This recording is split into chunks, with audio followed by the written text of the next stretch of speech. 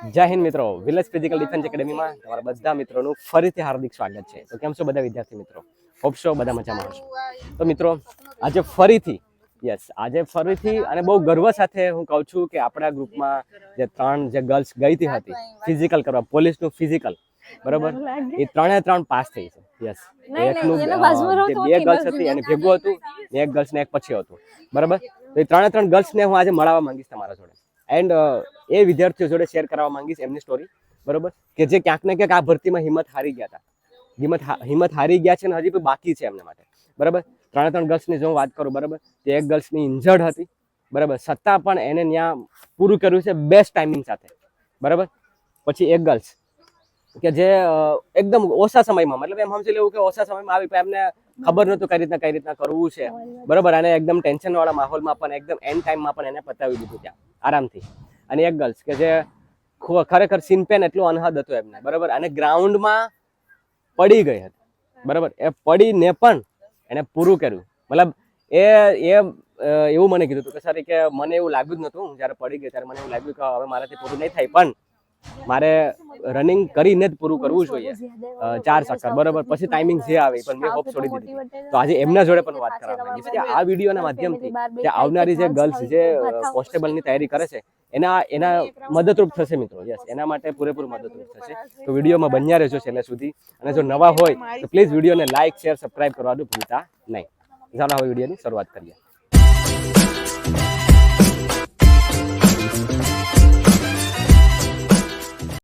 Okay મિત્રો, તો first of all હું બોલાવવા માંગીશ વાઢેર દિવ્યાને. સ્વાગત છે એન્ડ ખૂબ અભિનંદન Divya. Thank you sir. First of all તો અભિનંદન કે થેન્ક યુ સર. પેલું ગ્રાઉન્ડ હતું. હા, પહેલી વાર પોલીસ તો પેલું ગ્રાઉન્ડ. પેલું એન્ડ કેવી ફિલિંગ છે પાસ કરીને? બહુ ખુશી છે. બહુ ખુશી છે. એ તમારા લીધે સર, કે નહીં, તમે એટલી મહેનત કરાવી. મેં તો મહેનત કરાવી, પણ મિત્રો એવું નથી કે હું મહેનત કરાવું તો બધી પાસ જ થઈ જાય, ફેલ બી થવા એવું નથી હોતું, પણ સામે એટલું ઇનપુટ મળવું જોઈએ. એ ઇનપુટ આપ્યું હતું દિવ્યાએ. કેમ ખબર? કેમ કે એની ઇન્જરી હતી. આ ફર્સ્ટ ઓફ ઓલ કેટલો ટાઈમિંગ અહીં આવતો એન્ડ મતલબ કઈ રીતના કર્યું? પેલા 13:30 આવ્યો હતો, હા, પછી સર્વે તૈયારી કરાવી, બધું કરાવ્યું, એટલે પછી કવર અપ થઈ ગયું હતું. પછી જોકે પૂરા 4 રાઉન્ડ કરતી જ નહીં, 4 રાઉન્ડ નતા થતા મારીથી. હું અડધું કરીને બેસી જતી. સોરી, એટલી મહેનત કરાવી જેના લીધે આજ હું પાસ થઈ. એન્ડ ત્યાં મતલબ કેવો માહોલ હતો અને ત્યાં કેટલામાં પૂરું કર્યું? મતલબ કે જે પડવાની ઘટના થઈ હતી એમાં શું થયું હતું? ત્યાં બાજુમાં બેન હતા ને, એનો મને ધક્કો લાગી ગયો હતો, તો હું નીચે પડી ગઈ હતી. પછી પડી ગઈ હતી તો મને લાગ્યું જ નતું કે હું પૂરું કરી શકા. પછી એવું વિચાર્યું કે બહાર મારી ફેમિલી બેઠી છે, સોરી એટલી મહેનત કરાવી છે, માટે મારે પૂરું કરવું છે, એટલે મેં પૂરું કર્યું. પછી તરત જ પછી ઊભી થઈ ગઈ હતી. પછી પૂરું કર્યું. તમ અંદર ડર હતો કે? ડર ઘણો હતો કે કદાચ મારો વારો આવશે, હું પાસ થાય નહીં થાય, પણ અંદરથી એવું હતું કે થઈ જશે ટાઈમિંગ સાથે. તો મિત્રો પડીને પણ પાસ કર્યું. હા, એન્ડ એ માહોલમાં તમે પડી જાવ ને એકવાર, એટલે તમે દિમાગી તौर પર તમારો કોન્ફિડન્સ છે ને ડાઉન થઈ જાય. હા, ને ત્યાંનો સ્ટાફ પણ બહુ સારો છે. એ આપણે બકઅપ કરાવે. હા, સારું કરાવે કે નહીં કરી લેવો, ઊભા થાવ, તો મોટિવેશન કરે. યસ, જે ગર્લ્સ અને જે બહેનો જે નેક્સ્ટ હવે જે આવે છે ને, ધ્યાન રાખજો કે તમે અગર જો તમને એવું લાગે ત્યાં જઈને ડરવાનું નહીં, અંદરથી ડરવાનું નહીં, બરાબર, ડરવાનું મેઇન પોઈન્ટ તો એ છે. હા, મેદાનમાં ગયા પછી બધું ભૂલી જ જવાનું. યસ, તો મિત્રો આ વસ્તુને ધ્યાન રાખવાનું છે કે તમારે ત્યાં હાર નથી માનવાની, કોઈ બી રીતે પણ પૂરું કરી દેવાનું છે, કોઈ બી હાલતમાં. ઓકે, તો શું એ સિવાયનો બીજો શું સંદેશ છે જે ગર્લ્સ જે તૈયારી કરે છે એમને? પહેલી વાર ગ્રાઉન્ડ છે, કેમ કે પહેલી વાર જ ગ્રાઉન્ડ હતું, બરાબર. શું સંદેશો છે? મતલબ બસ તૈયારી કરો ને હિંમત રાખો, ડરવાની પહેલી વાર માં થઈ શકે. આ જે તમે પરસી જો છો ને મિત્રો, બરાબર, આ જે પરસી છે ને એ પહેલી વારમાં પણ મળી શકે, પણ એના માટે મહેનત કરવી પડે. અગર જો ઇન્જર્ડ છો તોય પણ.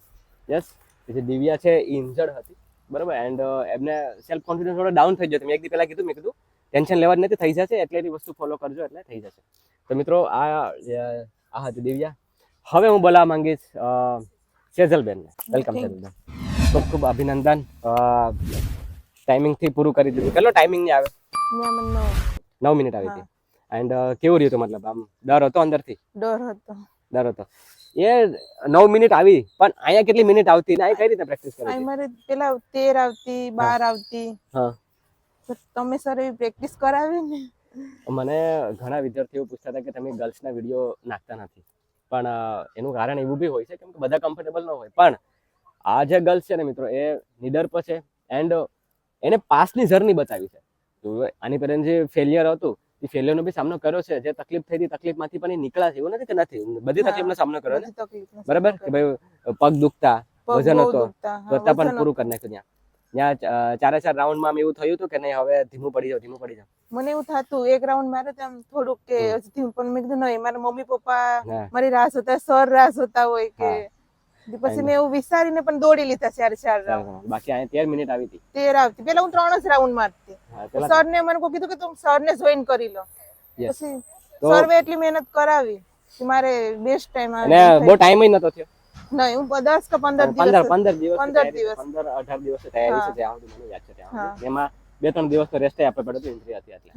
તો મિત્રો એવું તો જે હવે જે બાકી બહેનો છે આવવાની છે ને, બરોબર, એના માટે એ બી સંતોષ છે કે એવું નહીં કે તમે એન્ડ ટાઈમે આ બધી તો ઓબ્ઝર્વેશન અંડર કરતા હતા ને એટલે ઓછા સમયમાં પણ કરી લીધું, કેમ કે ઇન્જરી પર ધ્યાન રાખવાની હોય છે, બરાબર, એટલા માટે તો એ બી તમે ધ્યાન રાખજો. હવે એ ગર્લ્સની વાત કરું છું, બરોબર. હવે એને બોલાવવા માંગીશ કે 1.5 મહિનાની જર્નીની અંદર, બરાબર, 1.5 મહિનાની જર્નીની અંદર લાસ્ટમાં એની જે લાસ્ટ ભરતી હતી એમાં 2 સેકન્ડથી એ રહી ગઈ હતી. એન્ડ એ 2 સેકન્ડમાં ને એને એટલું ટેન્શન હતું કે આ વખતે શું થશે, બરાબર, એન્ડ ઇન્જર્ડ પણ, અને શરીરે એમનો મતલબ જવાબ દેવા શરીર પર એનો જવાબ દેવા માંડ્યું હતું. તો એ હાલતમાં પણ એને આપણી જે ગર્લ્સ જે ગઈ હતી ને એમાંથી એને બેસ્ટ ટાઈમિંગ આપ્યો હતો, બરાબર. દિવ્યાને આવ્યો હતો 9 મિનિટ ને 23 સેકન્ડ, સેજલબેન આવ્યો હતો 9 મિનિટ પૂરેપૂરી.